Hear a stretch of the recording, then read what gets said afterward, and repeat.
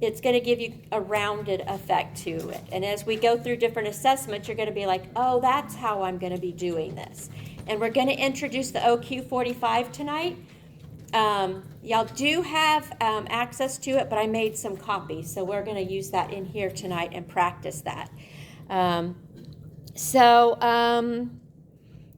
Assessments.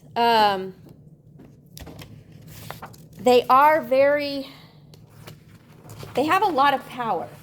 And if for some reason you don't go through with how you talk to your client about them, it can be very harmful to them. So that's why this chapter, it's nice and short. Did y'all notice? It was a short chapter. Yay! But it's a very powerful chapter. So definitely what you're going to do with when you're giving results, I'm walking away from them, is that you're going to combine everything into this talk with them. So it's going to be like you're going to take information from their intake interview that you got, and then you've got the assessments, and you're going to tell them how that all blends together, because it's very important that that blends together to make sense. I mean, would you like somebody just coming at, well, your GAD score is a 7. Okay, what does that mean? You know, that it's just, you have to give them more. So even though we will see it and we'll be using it a lot and all of this, you know, a 7 makes sense to us, but to our clients, it's like, and? So you come forward with that. You don't lead with, your score's a 7. You say, you know, if this is happening, this, you know, this score, and you scored here, which relates to what you came in talking about on your intake. So this makes sense. It backs up what you're feeling. You know, and people like when they feel like you're normalizing things for them. And there's a number to it, so it gives it a little bit more power. I know that kind of sounds weird, but it really, when you can say, what you're feeling is real, then that sometimes gives hope, because people are like, can't you just get over it already? And they're like, wait, no, I can't. Something's going on. And we can give validation to that through our assessments. And using our assessments, we talk to our clients about how this is going to help us with our diagnosis and our goals and our treatment. Because it's lovely to have, a diagnosis, but what does that mean? I've got clients that come into me a lot and they're like, well, I'm diagnosed with this, but what does that mean? They just want to give me a pill. And I'm like, well, if they recommended a pill, I'm not going to say don't take it. I would suggest you follow medical advice, because that's what we always need to say. But let's work on this. Let's figure out why that diagnosis is there. You know, how severe is it? How much of your life is it taking over? And these assessments can give us that. And we want our clients to know that we're going to be able to do that with them. We're not doing it for them, we're doing it with them. A big part is, like we've talked about, I've said several times, and I keep repeating it because it's super important, know why you're giving an assessment. Most important, know. Because if you give an assessment and your client's like, what was that? And you're like, I don't know, it's a baseline test, so we just give it to you. It's going to be like, ooh, that doesn't make me important. Now you can say we do, and when you get ready for your interview, your intake, is say, write this down. You can use your own words, but write this down. In your intake interview, you must talk about what assessments are and why you're going to be using them with them. If you don't, that will be a big chunk off of your interview portion of your final report. All right, so you will say something like, you know, in our practice, we like to make sure that we know the whole person, and so we do a few intake assessments with you. So the first one is going to be our interview, which is going to be asking you some questions and asking you to fill out and give us some more detail. And then we're going to do some baseline assessments, which will be, we'll talk through. And one is going to be looking at your anxiety and looking at your depression. These are the same tests that you get every time you go into a medical doctor, but we're going to be using them to see where you relate with what you're coming in for on your intake. We're also it's required that we make sure you're safe, because you're important to us, you're here, and we value that. So we do administer the Columbia Suicide Scale. And we also have to do what's called a mental status exam. It's brief. It's pretty much just us talking. There's nothing major to it. There's just one portion where every few sessions I have to do this, what's called a mini cog, to check on cognition. But other than that, that's our baseline. And what we're going to do is pull all that together and see, where we can go. What's the best treatment going forward for you, and how can I best serve you? Because you're coming in here with something you're struggling with, and I want to make sure that I'm working on that with you, and that we can hopefully find some support, some skills that you can use, or whatever you need for this, what's going on with you. So we talked to them a lot about how the results are a possibility. So even if it says severe, that means that you caught this at a time when we can still work on it. The alternative is if they're not there anymore. So they're still there. So, it's that you're giving that hope to it. You know what? Thanks for coming in. We caught this.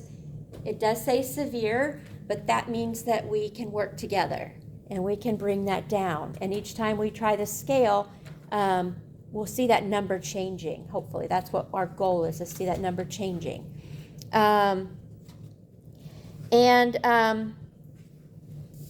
As you're talking to them about each one, like I said, you kind of blend them together.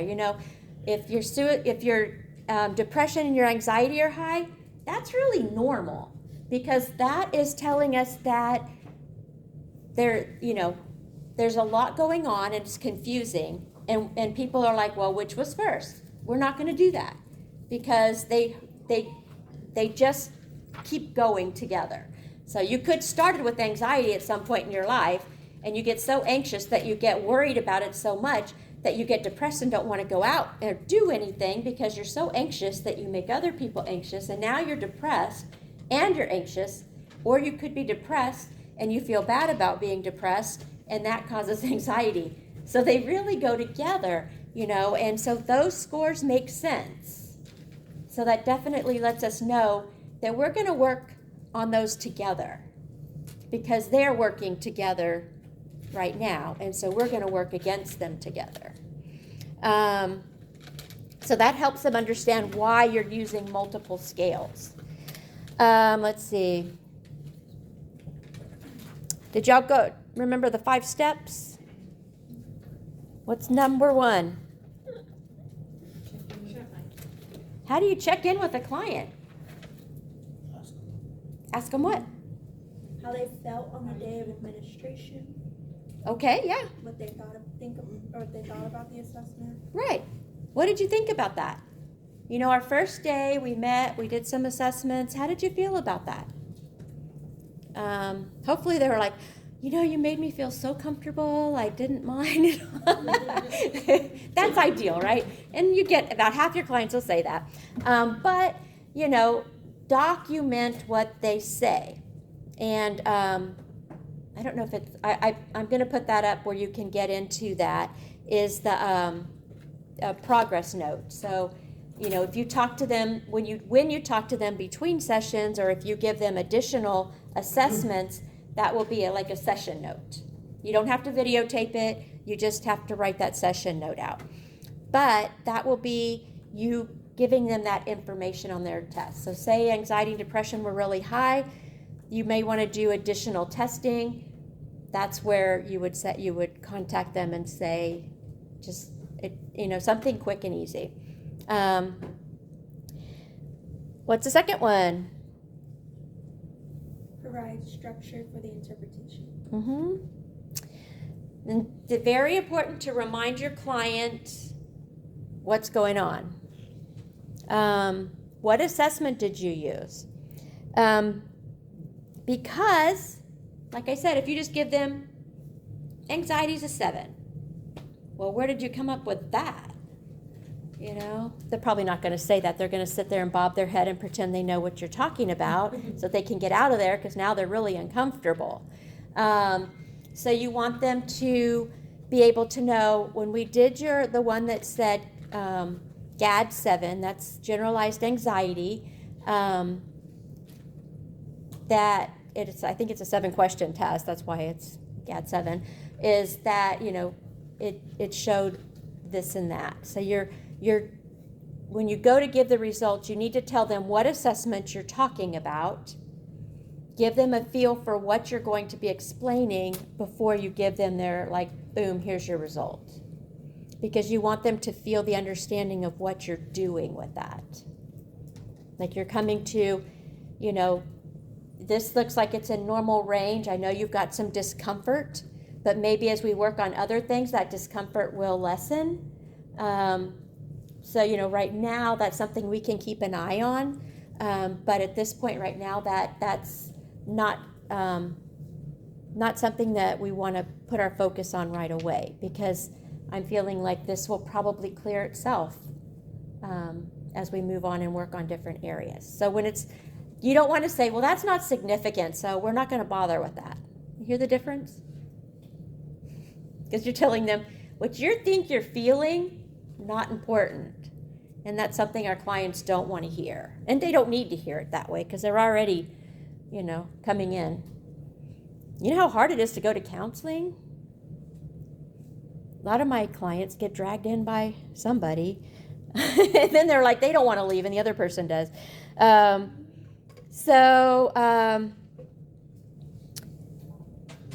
We've already talked about integrating it, and then looking at a plan for the future.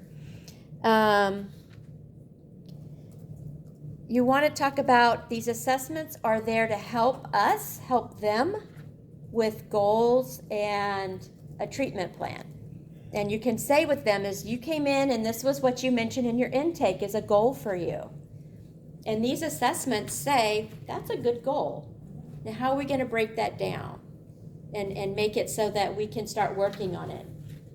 And we'll work together to come up with that plan.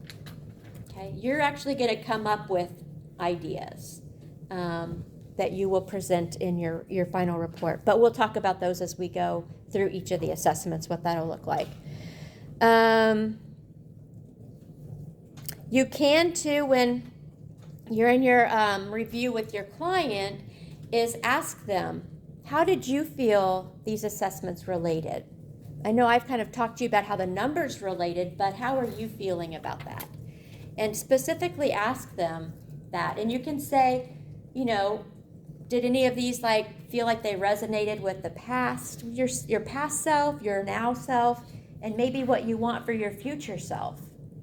And so that can get them thinking about, yeah, you know, it was worse then, or, you know, it's worse now, or, you know, I want it to look like this later. But you want to give them that future look too, because it's very important that that's what we're looking at. We're looking at that hope and that future, and what's that going to do for them as they go on.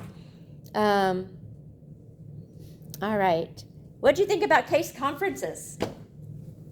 Woo woo, right? You only do that if you're usually in a treatment facility.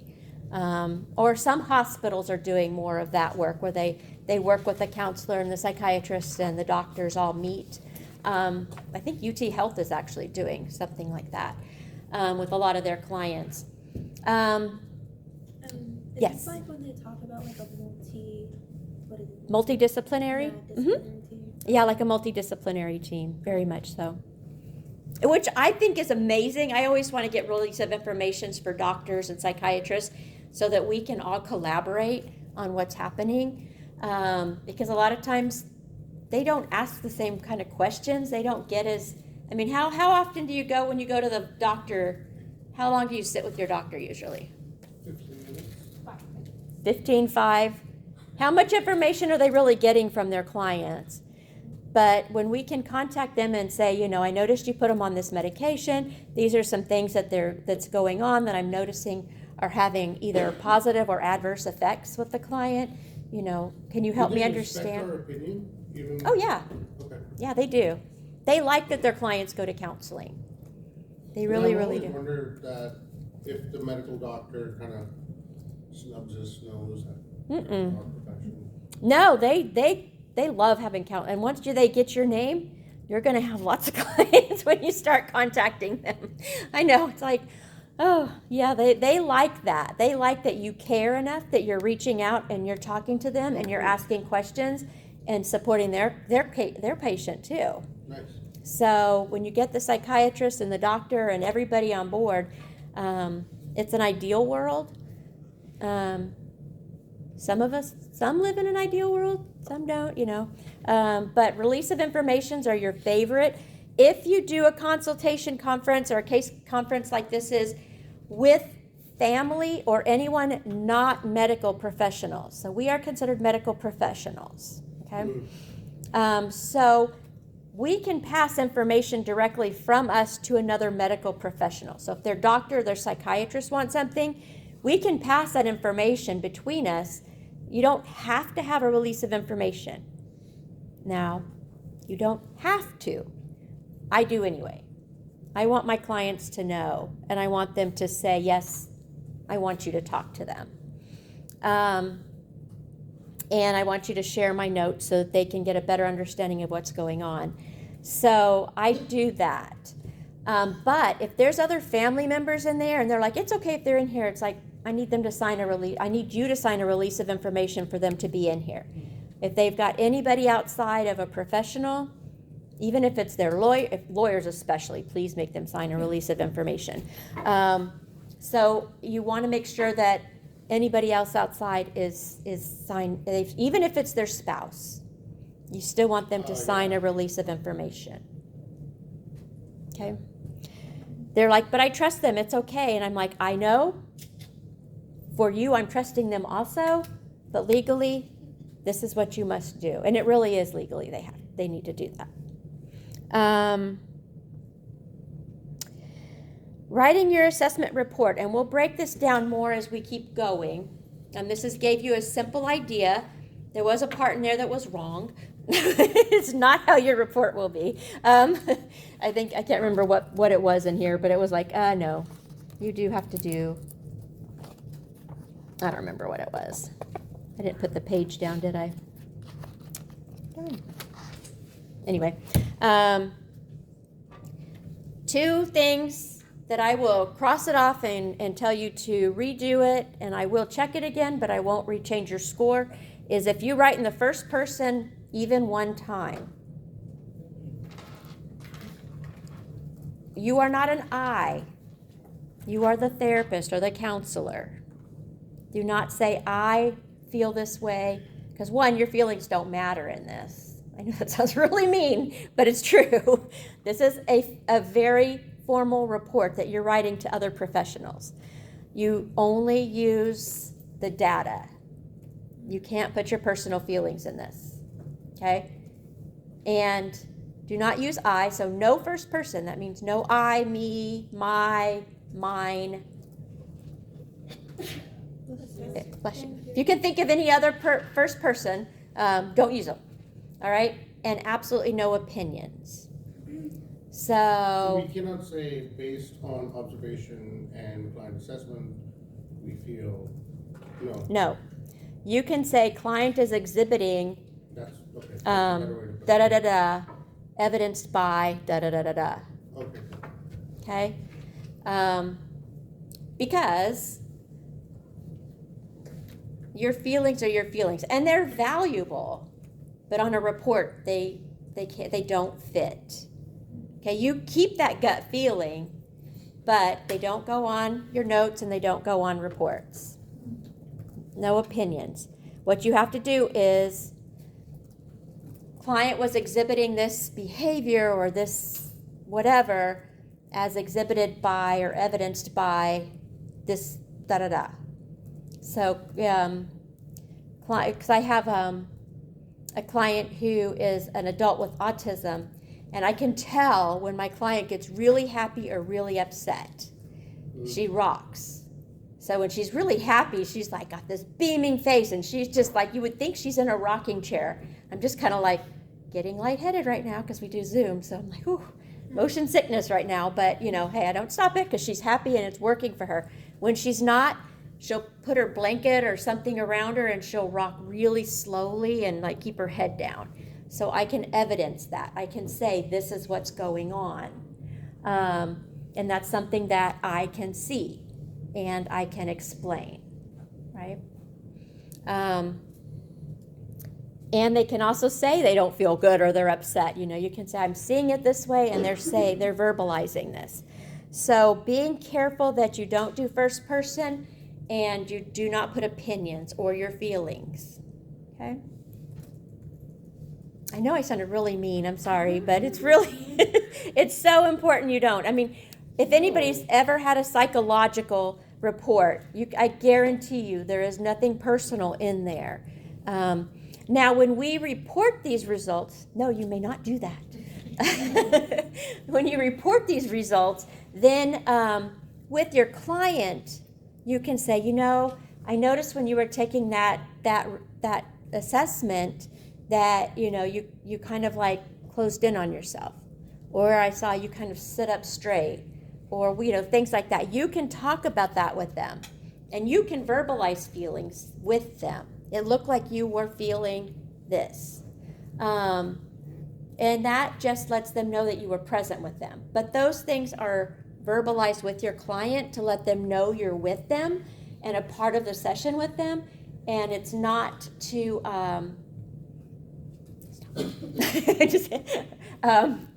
it's not to, it can't go in a report.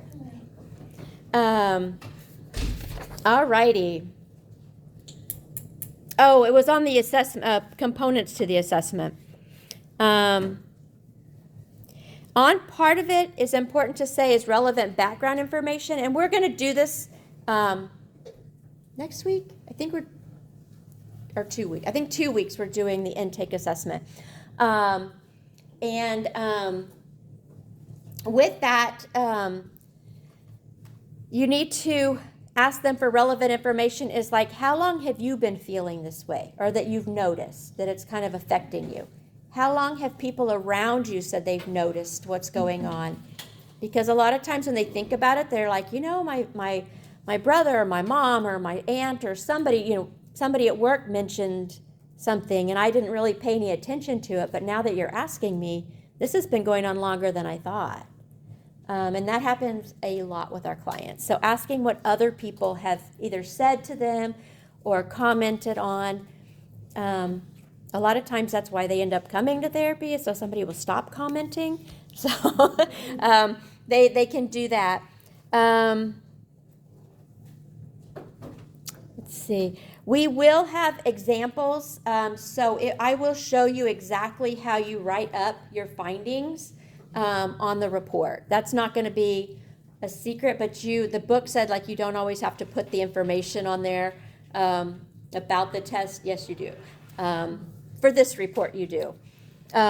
Just because it's got to show that you understand what you're doing and what you're reporting to your client and what you're putting in this paper.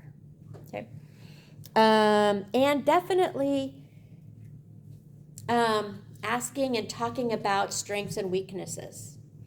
Because sometimes they'll say something's a weakness, and then they'll think about it, and that could be a strength too. And I'm like, tell me about that.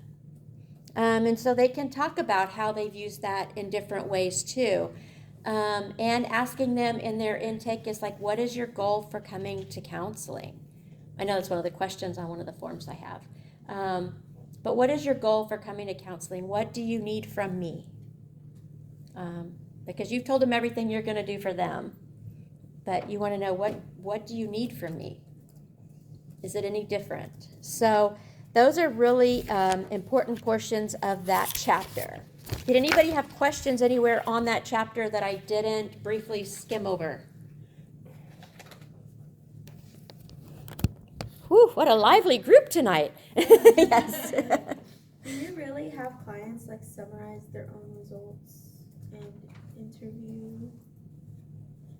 Okay, yeah, that's what I read. Well, okay, that's, no, I'm wrong. I do have one that summarizes our session at the end. But that one is very A-type personality and didn't want to be there. And wants to make a point that they're making sure they're doing their part in the couple's stuff work. So, however it happens, I'm okay with it. I just thank them, and I'm like, that was very precise. Thank you very much, and I look forward to seeing you at our next session. So, yeah. So only when necessary, pretty much. Hmm? Only when necessary. Right. Yeah. It's. I don't make them do that. I don't make them summarize. I mean, this one just does, but there's a reason behind it. I tend to summarize more towards the end to make sure that, what's going on. And if they do have homework, I do have them summarize that. Oh. Because we're coming up with the homework together, but I want to make sure that they are taking responsibility. So that's when I do have them do that. I have them summarize that part, but not the whole session. Usually it's just the part that they've agreed they want to work on between sessions. Good question. Any other questions? Anything else stand out for you in the chapter? Robin, you look like you want to ask me a question. You did. You put your head up and you're so thoughtful. I was feeling it. All right. Okay, so what I want to do is I want to jump us to the OQ45. The reason for the OQ45 is that this is a baseline for like everything. It's the way it describes itself in the material is that this is like when you go to the doctor and you get your blood pressure taken and you get your, they scan your pulse, your oximeter, whatever they do, take your temperature. All that stuff is just like a baseline to say, okay, you're coming in with this. And that's what the OQ45 is. It's a mental health screening.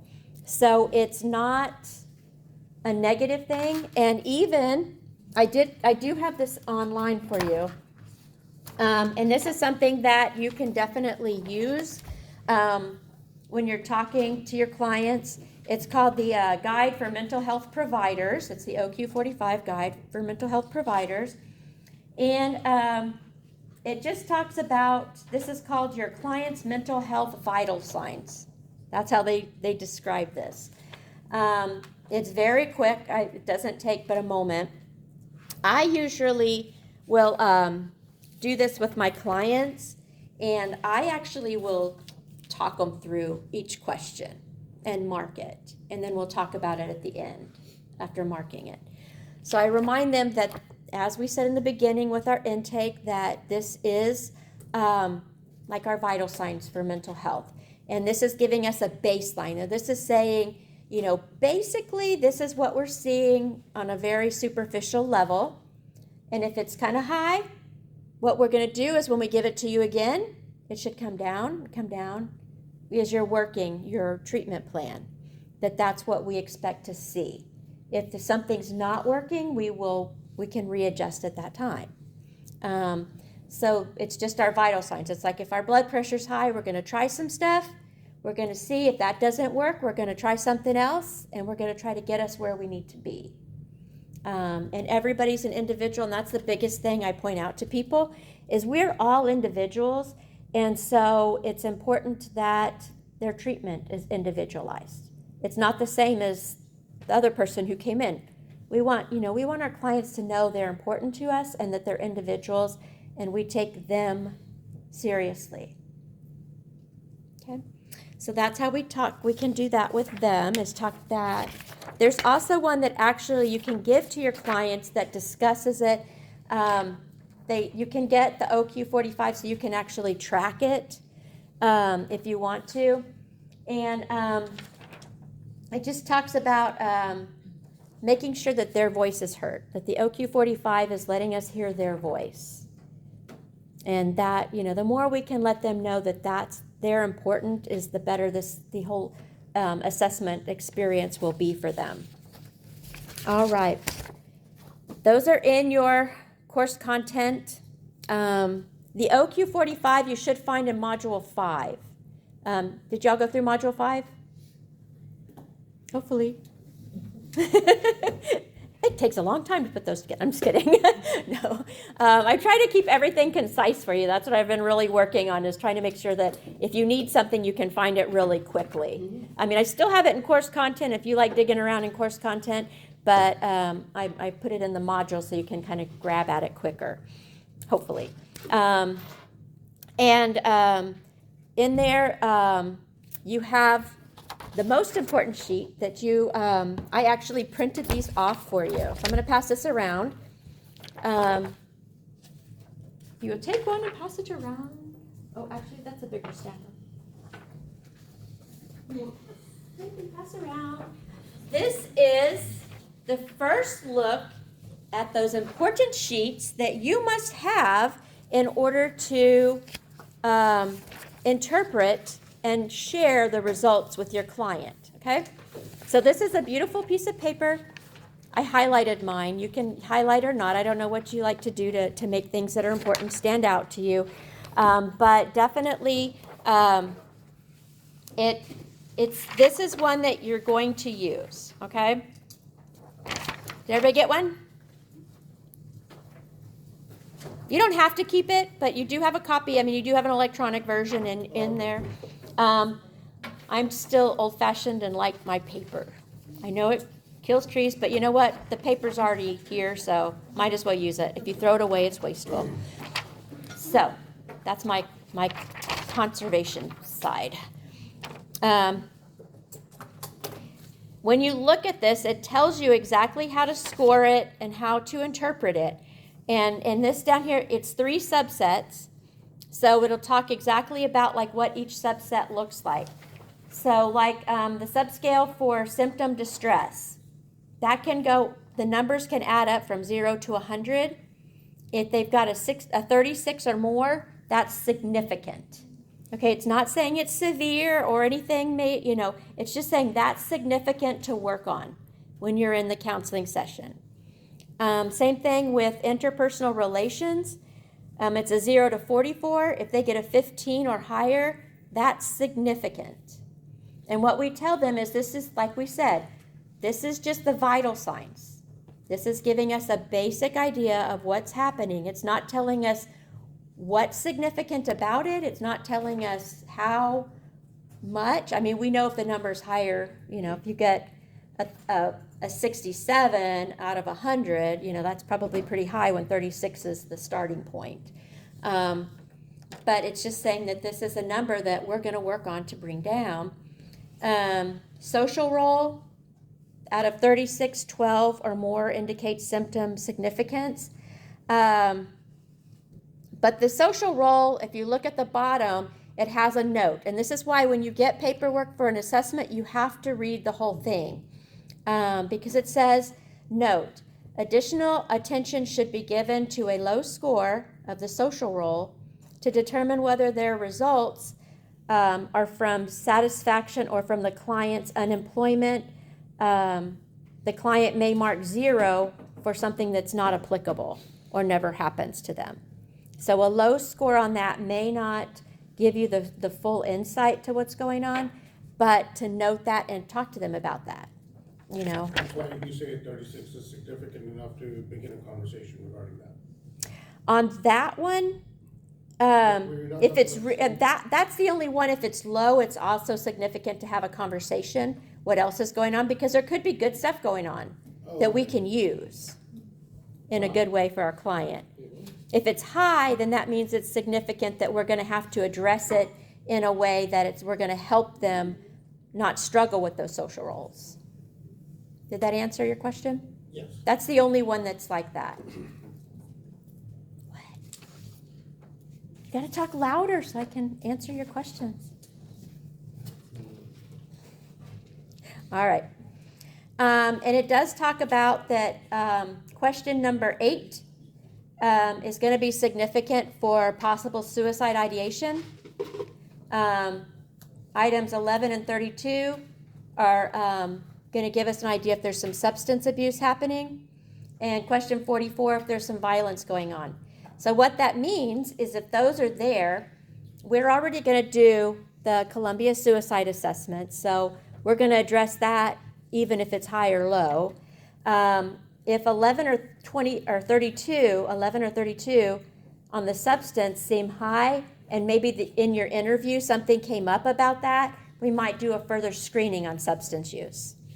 And then 44 with violence, we'll look at what that means. And they may need another assessment if they're, violent, or if someone's violent towards them, what's going on. So there are other assessments to kind of figure that out too, and what they might need. Alrighty. If you look at total scores, anything over a 63, so it's up to 180. Anything over a 63 means there's some clinical significance for them to be in counseling.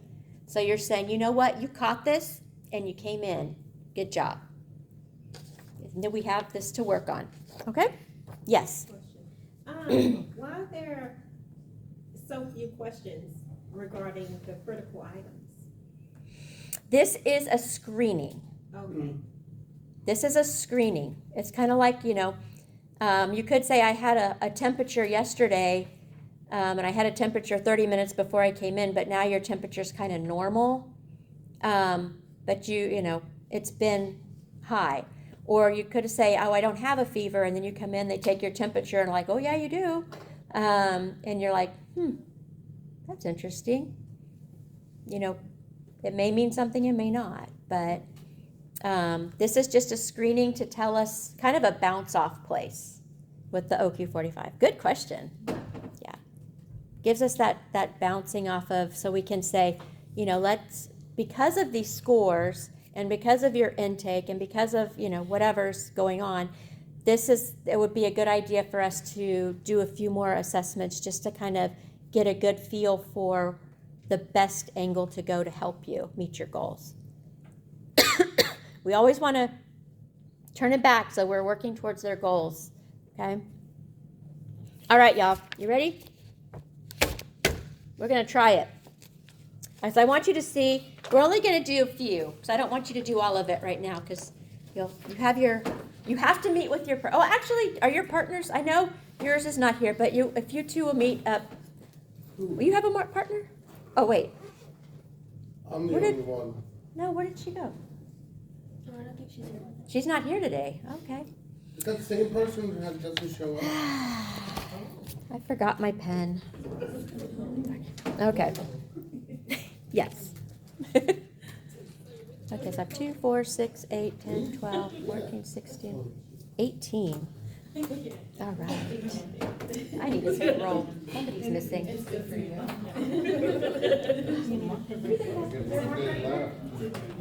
Okay. Not going to make me take roll. Adrian. You're back there. AJ. Elaine here. Alexandra. Okay, Angela's here. Angeli. Oh, do what? No, I was saying, where's Angeli? Can I observe, I guess? I can observe. No, Angeli? Okay. Armando's here. Ashley's here. Arturus. Oh, there you are. I don't know why I want to put you right here. You need to be at the head of the class up here. Yes. Desiree. Desiree? Over there. Okay, yeah, there you are. Kristen?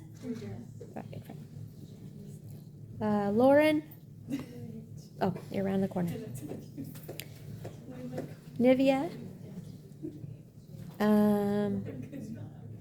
Rachel? Rebecca? Oh, I was like, I heard that. It's like you disappeared when you said here. Robin? Sarita? She dances for me. Shauna? Stephanie? And Valerie. All right. Okay. Well, we have 2 missing, so we're still 2 even. So somebody's partner's not here that. Did you go Angela? Yes, Angela's here. Alexandra's not here, and Angelie is not here. This one, right? Whose partner was that? Oh, my partner. Print that out. Okay, is that Angelie? Okay. So will you be partners over there? All righty. That's one for y'all. Way to open up this one.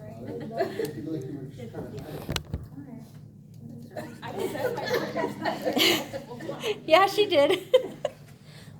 Gotta pay attention. Is this how you want to start?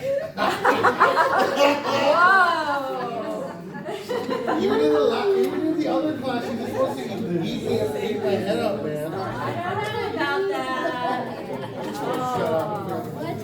That counseling relationship is already on the borders right there. Am I the client? Am I the client? Oh, it's more relatable if I'm trained? Yeah, I know, right? Switch it up.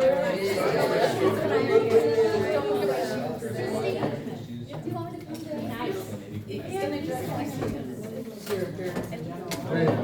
I might. Okay, so what I want you to do is get with your partner. I know y'all are so excited about starting our very first assessment process. Woo! But you need to just a second. I'm right here. I'm trying to hear the directions first. Okay. All right. So what we've got with the OQ for I only want y'all to do like to number 11. I don't want you to go any further than that.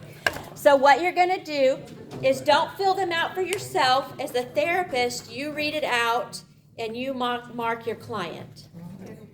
Okay? So number 1, and the instructions, you listen. You're going to tell your client, okay, y'all are my client. Looking back over the last week, including today, help us understand how you've been feeling. Read each item carefully and mark the box under the category which best describes. Okay, you can let yourself do it. For this questionnaire, work is defined as employment, school, housework, volunteer work, or so forth. So work is everything that works.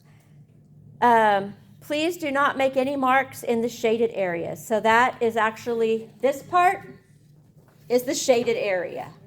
Okay?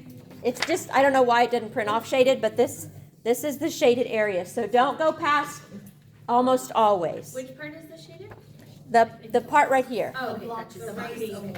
All right? So if y'all will fill out just through number 11, being the character that you are going to be for your assessment. Yes. Wait, you guys. Shh. Got a question? Yes.